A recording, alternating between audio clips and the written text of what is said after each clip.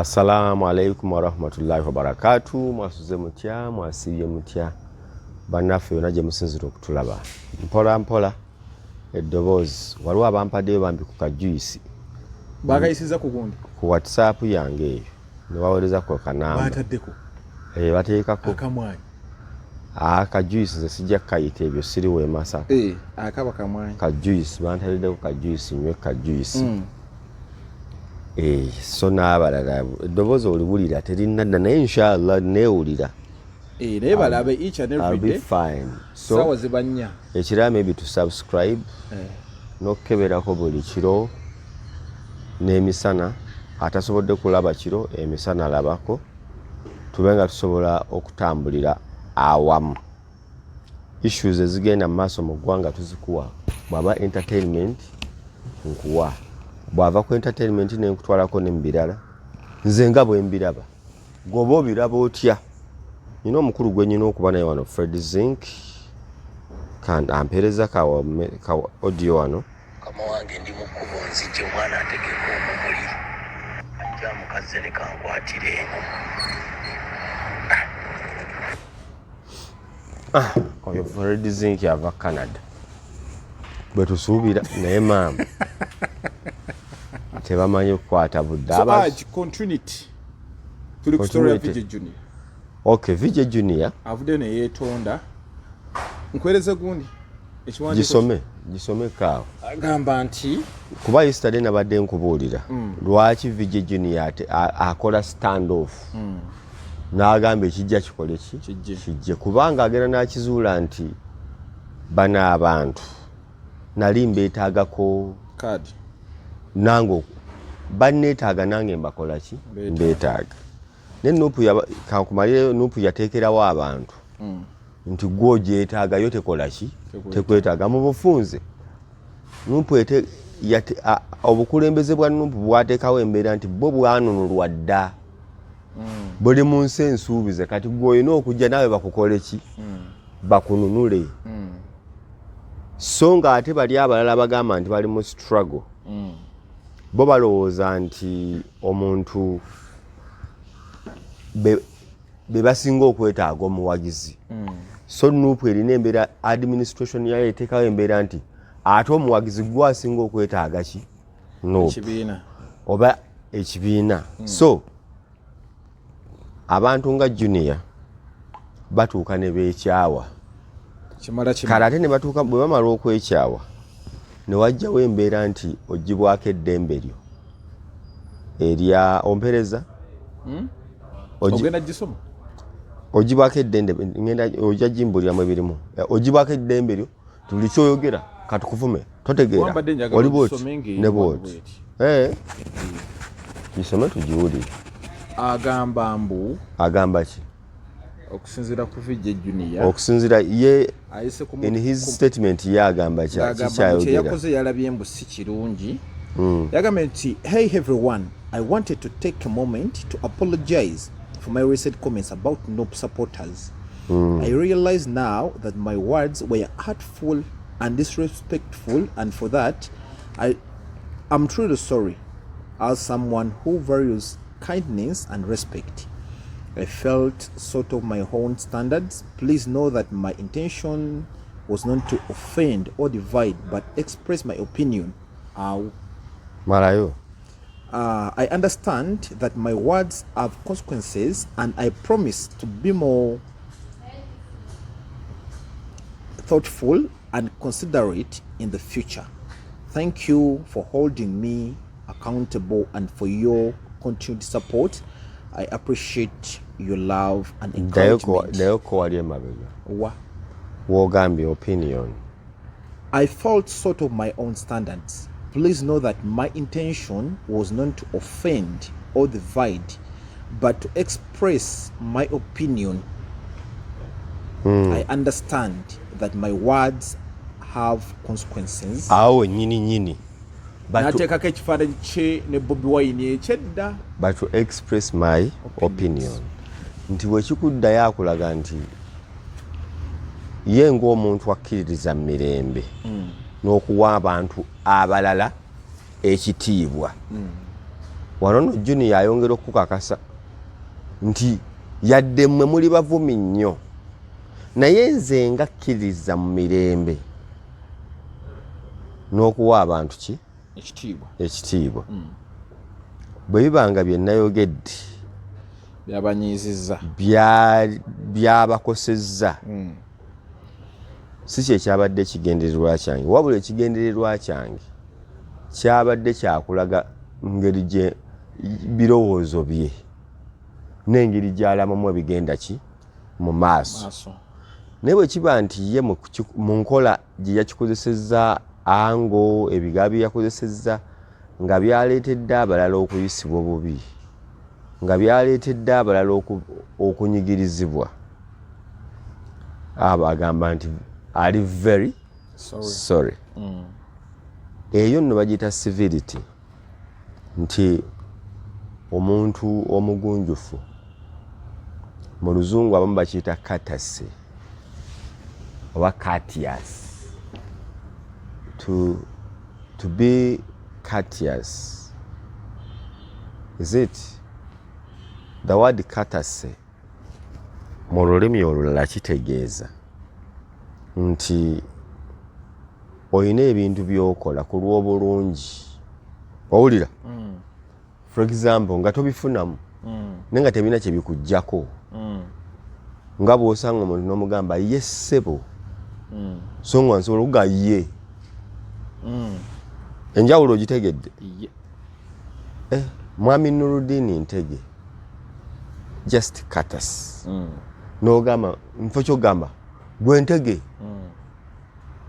enjawulo ogitegedde mwami Noordeen Ntege respect ye ssebo okikola bukozi tofiirwa naye n'oli bw'omubuuza bw'okimugamba talina kyakifunamu bakyongerako ne bagamba nga bw'olaba oluggi nti bw'oba oyingira bw'oti olulaba mmoze nenzigulawo naye ng'onvaako emabega nga bwe talukomawo ne lukola ki ne lweggala kati gwajja bwe mba nze mmaze okuyingira nsobola okusigala nga ndukutteko nojja n'okwata bukwasi n'okola ki batera nnyo kikola ku bawala abamu kati bano n'oba n'emmotoka n'ofuluma n'omuggulira eyo keya ate ya love ne bino tuli mu lifuti nnyingidde nkulaba ojja nenkwatako ku peesa oyingire obadde otula nange mu takisi oyina ensawo yo kati olw'okuba oyingira naye nga okuyingirako n'okutula n'ensawo yo kizitowa nsobola okugamba mpakwatireko n'oweereza ensawo yo bw'otuula nenkukwasa ensawo yo that is courtesy. Kati ne mu mbeera y'obulamu endala tutambulira mu embeera nti nsobola okwetondera nga nde sinze nakusobezza tusobole okutambulira awamu. Kiki kyogamba mboleka olumu oleka ku bantu ne bawangula waliwo alina bwakikolera akikola simanya biki to avoid noise. Respect fools to avoid noise. However, in this VJ Junior akikola lwa peace. Yaita nakitegeera mbwe emirembe gyetaagisa. No. Omayo omuntu alina lwakola ekintu njagala okirabe. Olaba abavumi ba Nuupu bwe bavuma abantu bo be batakkiriziganya nabo balaba kiryokke. Kati oli ate bw'avayo n'avuma bo waabwe lwe balaba nga kijja kitya kati lwaki aba kati olwo lwe batandika okuimagininga nti ekitegeeza okuvuma kuki kubi tekunyuma tekusaana okutyoboola abantu okuzza abantu wansi.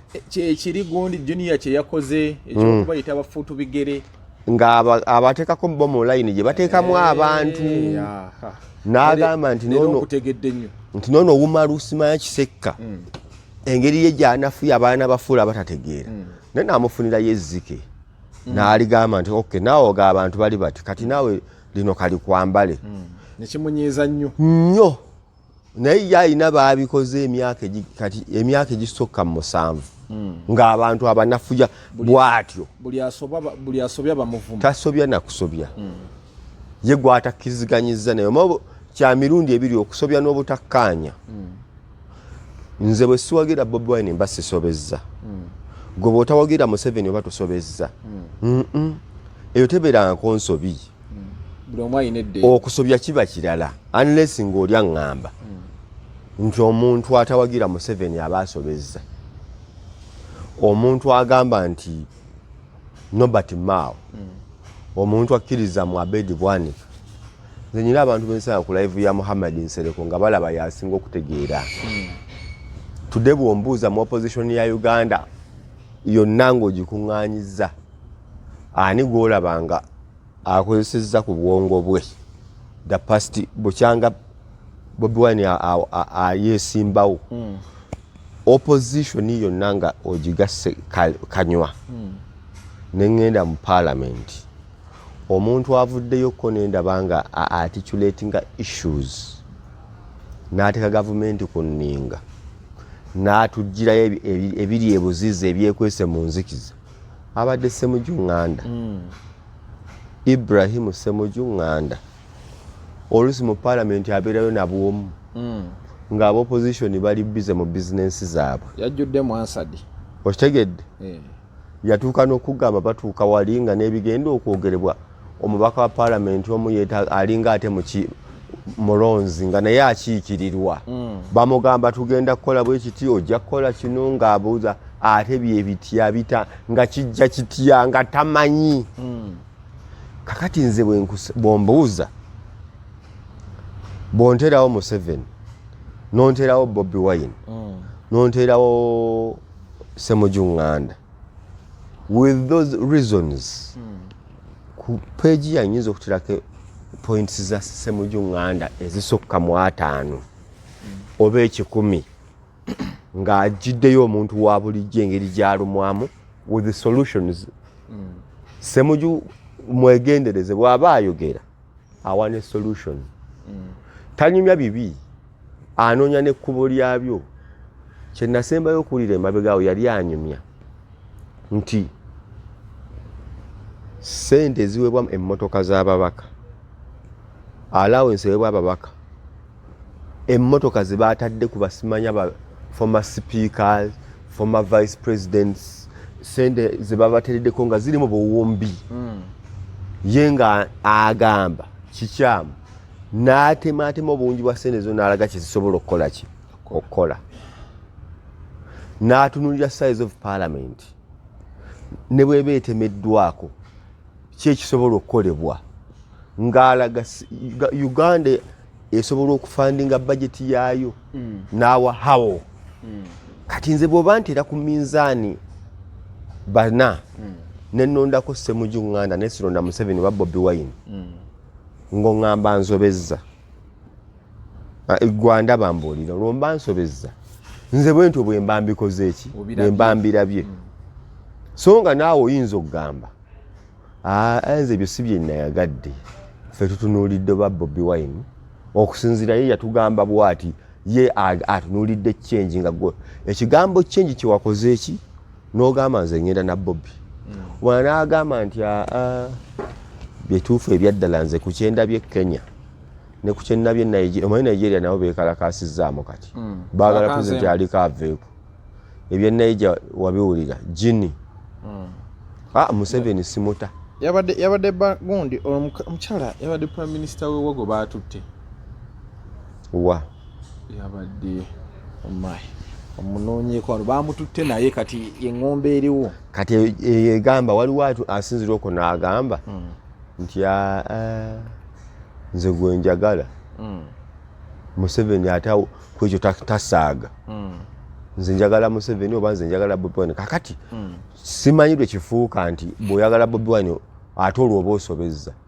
nti bw'oyagala Nsereko oba okoze eki osobezza kyenkugambye nti abantu batadde abantu ku misaalaba ng'omubuuza naawe oyagala bakuteeke ku musaalaba gwe olw'okuwagira Bobiwine oyagala bakuteeke ku musaalaba nakugamba nti bw'okozesa amaanyi g'olina n'omulala oluusi akozesa gaakola ki gaalina ekitali kituufu. Yabadde Bangladesh wa Bangladesh kituufu. Sheikh Hasina nkuwa mboozi waliwo ekisajja kyange ekyo kikwano kyange nno kikanyama kya Bobi ekyo kye baatutte mu kkooti akireewo oyo musajja nno munuupu gwendaba nti abantu tebamanyi naye musajja mukkakkamu ate musajja wa nsonga akireewo tayinza kusanga muntu mbu tawagira Bobiwine n'ensonga eyo oyo tumuvume oba tumukube no amusanga nali musanzeeko n'asanga omuntu gwamanyi bulungi nga tawagira Bobiwine n'amugamba ne lwaki ozoleya nnyo kibanda n'amugamba ng'amugamba bugambi nti kyewandikoze kutwegattako wegatte gwe tolaba bizibu biri mu ggwanga n'oli n'amuwa ensonga ze ne bawuliziganya ono nadde luno n'akola ki. Waliwo omuganda wa Bobiwine si ye manager ye mu music yadde tewakyali ndongo bamuyita Johnny bw'omusanga anyumya n'abantu ng'abagamba nemwe temulaba musajja byayitamu so si abo ze soogera nabo mbu kiki tebaagala Bobiwine abalenanye omukulu bo empisa balina si bonna mulimu omu atalina si bonna era baatalina ne bajjo ani oyo Selector Devi twali ku beat awo n'akuba essimu n'awemmula mbu kiki nga kye kimutta yawemmula ekigambo ekinene nga yagamba nti President Museveni okuvaako beetaaga muvuma oba bingi beeyogera era bavaawo bubi nnyo ne bajjo n'omukulu n'abitegeera bajjo kyekyali kimuyombya yali tayagala Museveni aveeko bajjo yali yagamba mbu mirembe si kuvuma si kukola fujjo naye ng'agamba nedda agenda lwampaka katumuvume katumuwemule kati nga bajjaga ekyo tekikola kati ne batabukirawo beevuma ne tugenda okulya emmere n'ebbajjo ng'akyali ku kyemu avuma nagamba salamu ne ka vidiyo ng'avuma nkaweereza omukulu nga Selector avuma paka Selector we yeetonda kati kyenkugamba nti kati bo waliwo abali awo ng'embeera yaabwe beebagamba ate olina kyotugamba naawe oyo tujja muvumaavuma oyo Noordeen yagamba nti yawagira Ssemujju Nganda kati nga bwolidde nkuwadde ekizamba waliwo abamanyi okuwandika mu comments gwe twakumanya gy'ogwa baakuwa ekibiina gwe kasitobanga toyimba buyimbi kuba kati bo baagala Bobiwine bwagamba nti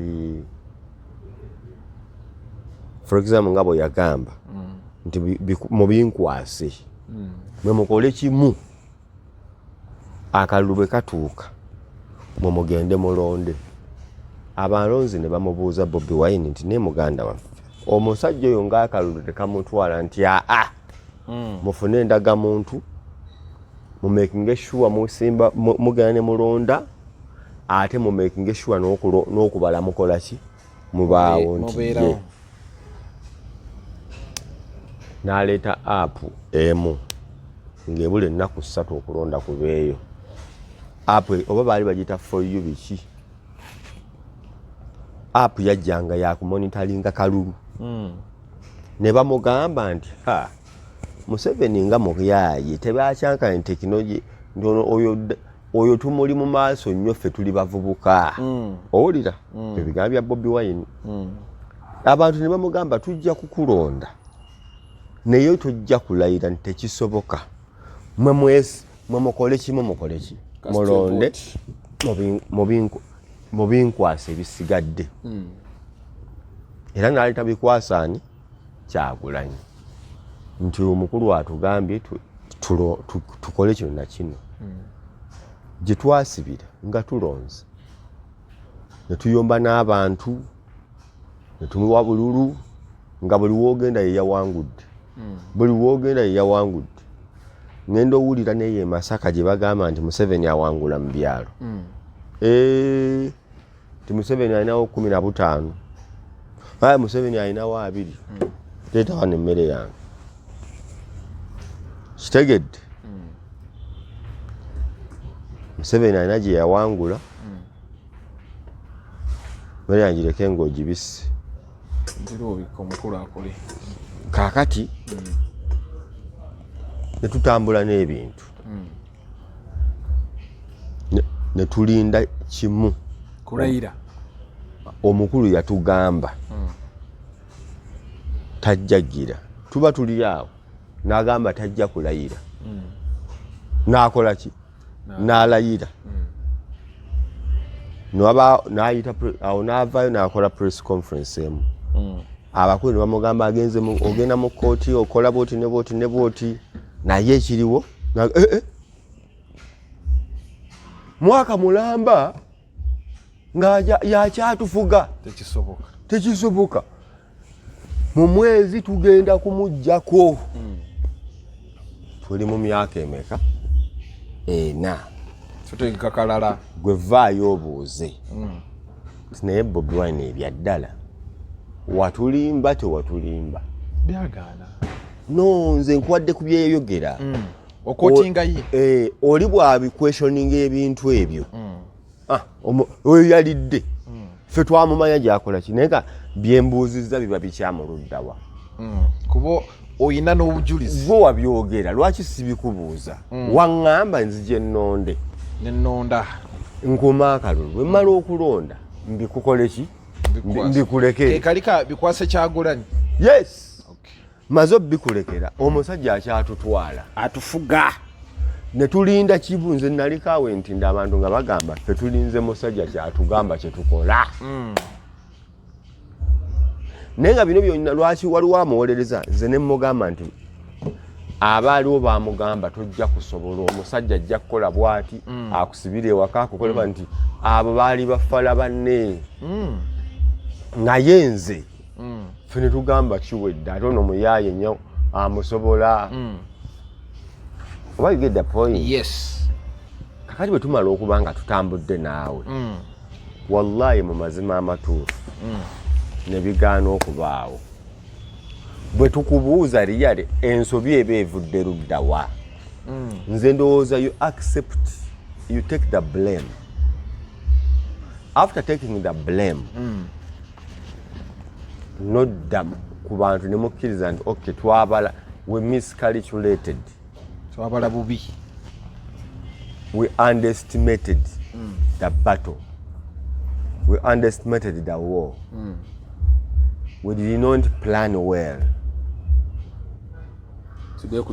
We did not weigh the magnitude of our opponent. Kaakati nze mba nyina right ekola ki? Ekubuuza okuba nabikukwasa nze gwe ssuubi lyange. Kati bwe nkubuuza ate n'oŋŋamba nalidde. Bw'oba ogamba bye nkubuuza bikyamu, tugambe nti gwe president tukusaba oluguudo, tukusaba eddagala mu malwaliro. Mbuuza Bobiwine yagamba mbu abantu baalidde oba bano bantu olugezigezirwa? Bonna mu nuupu. Buli kyokweshoninga mu nuupu oba walidde. Era teri abuuza kiri against Bobiwine oba kibuuza kyaba yakoze nga kikyamu aba yalidde. Oyo abambega baba bamutumye. You do not question Bobiwine's actions oba ntuufu oba nfu. Totereeza towabula eri ddiini. Gwe vaayo benga awabula ogaawo manyi nene zano Bobiwine twandikoze tuti oyo yalidde. Mpola mpola nga balwanagana n'oyo mpola mpola paka lwatuka n'agamba bwe waliwo omukisa ogulya bampe enkole ki? Ndiye. Kuba olwedde bamuteeka ku ndaala ntandaalo ne bamukalirira ne bamubonereza nga tamanyi ne gye baliira n'abonaabona n'ensi paka lwagamba baliira wa. Wootaabadde information yaliwo. Dr. Tyamala teyakiragirawo. Mbuki? Ayuba Bizonto mbu baalya dda. Nakiwulira ekyo. Ne gundi ayogera olukweruna okubatwala ewa ssale. Ani? Gundi Dr. Tyamala baalya dda. Nawulirako nasanga nyina gwe nasanga comedian omu kubali mu bintu ebyo bya ezennyimba 10. Bali mu bagundi Babizondo ngo bakuzanya skit 10. Oba za gwai. Ne nkugamba linde 10 kyabo tuzibasabe zibasabe. ate batukwatidde ne page ya YouTube bagitutte ekitegeeza nabiri byonna omukulu yabagamba mu bijje nakuga nonya kusanyuka nayogera nti no project y'abantu kulya sente nenjikola abantu atandise sikulumirirwa abantu twabadde tukyali awo ne baawukana bye bye nagamba kwazawi ndi omuntu ayogera ebintu nga target ayagala bamuwulire nnyo either afune favor mu bantu oba gavumenti emuyita kyekiri kye wagambye ejjokisho gye wakoze eri wano nti abantu bakozesa erinnya lya Bobiwine olw'ebigendererwa byabwe kati mubategedde bagende nga bababuuza era nze nkugamba tuli balamu abantu amu bajja kutwagala nnyo ate ffe bagende banuludini bo baayogeranga amazima tebaddanga yagiwadde omuliro kabampaane kankole bwe nti ne bwe nti no sizikola oli mu 25 awo 25 so nanti njagala kulya mmere yange lwaki abantu sibasuubira asatu goyagala geyina okubeera okay kati nze kyembadde nkugamba nti embeera eyo ereetedde abantu okwekyawa nti olw'okuba waliwo abaagala okubuuza ebintu bitambule bulungi nga ne NRM ebirina osanga Sekikubo nga alwana nani n'abantu be NRM nosanga Sekikubo nga yanoonya emikono ejagala okujjako bakamishona abe NRM bamanyi naye nga teri agamba oyo yalidde nosanga Nsereko Muhammad nga yalisi nze nalabako Nsereko nga ayogera mu parliament mu kisanja ekiwedde 2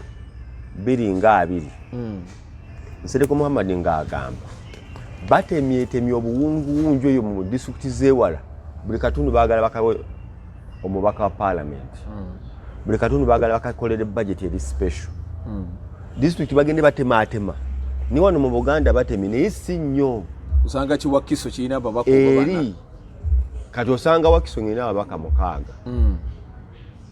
10 kale bangi neri bakulaga kati nga yagamba eri omuntu akiikirira abantu 1,500 oba 3,000 nga owednansana bwomubuuza akiikirira abantu bameka enansana eyo Wakayima Musoke akiikirira bameka ow'Emakindi ow'Ekawempe akiikirira abantu bameka okitegeera kakati nga yakulaga enkola etali nnungamu era n'abuuza ye lwaki buli kimu bakiikirira ttaka oba bantu bwemba ekifo kyenkiikirira tekirina bantu bangi lwaki okitemamu gweolinga agamba nti emiti mingi najo gikiikirirwe that is Muhammad Nsereko his questioning government naye nga tumanyi bulungi Nsereko Muhammad is a government leaning person oba NRM leaning somehow yali tagenda mu bumyufu bwabwe but I remember very well Muhammad Nsereko yesimbawo mu 2011 najira mu line yesu ne Francis Babu n'awangula ye paka kati point yango gitegeeza so abantu bandikiriza ne babeera questioned kijja bayambako abakulembeze babo okukolera ku nninga nti bw'okwata Bobiwine n'omunyigiriza ng'omukiriza okumubuuza naye bwe mugamba nti tabuuzibwa bw'ayagala bw'akola kira kati akola nga bw'akola ki bw'ayagala bw'omubuuzaako olwo walidde bw'omugayidinga walidde oyo bamutumye oyo mbega nga naye yeekwekamu ekyo nga balwaniraawo after 10 years omuntu ajjaga naye ekituufu tetwalina lugendo kyekiri kyotera okugamba time yandi time bo gye beetaaga can Bobiwine be a good leader simanyi bwe ntunuulira ekigenda mu maaso ikanonti tagambwako omukulembeze omulungi awuliriza omukulembeze omulungi awabulwa omukulembeze omulungi tajjayo takakasa bantu kubina ebigenda mu maaso ye president aliko awabulwa yes nge bamuwabula dina kkiriza awabulwa ate era sinnalabako gwe bakayihula tobalaba kayihula emboozi zigamba byeyali akoze ebyamusuuza ebbali Bobiwine yandisse mutte according to you naye Museveni basajja bajjukira nti ono alinayo ekirungi kye yali akoze n'asonyiwa Mbabazi yeesimba ku Museveni omulaba mu meeting gwe njagala ondaga invitation za Mpuuga ne Bobby yalya nnyo gwe mbulira omwami Museveni yakomyawo ne all political prisoners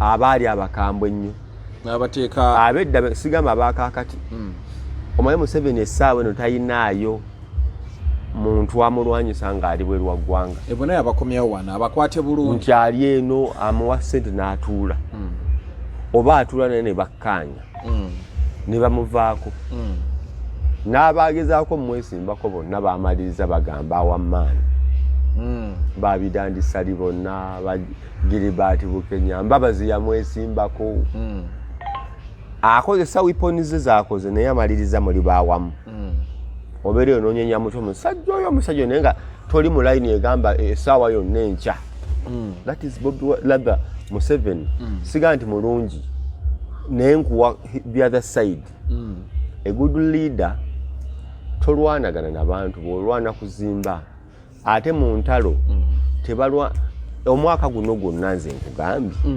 percentage ya Nuupu gyerwanyisiza gavumenti ne percentage gye beerwanyisiza nga bo opposition otunulire FDC nandala Mafaabe Besigye Lukwago Amuriat tuba twakabata ate kati tuyingidde Bobiwine Bobiwine Mpuuga tuba tubabulizayo tuleese Ssennyonyi ajja kubaabulirayo tuleeta omulala kati awo ng'ogamba abo bakulembeze lwaki toyita gwe ng'omukulembeze yita abantu bagabe bannange ekimala kikola ki kimala tuliyeyuza nga tutuuseewa mu maaso tulumba omulabe assalamu alaikum warahmatullahi wabarakatuh gwobiraba otya subscribe share invite like and comment mweraba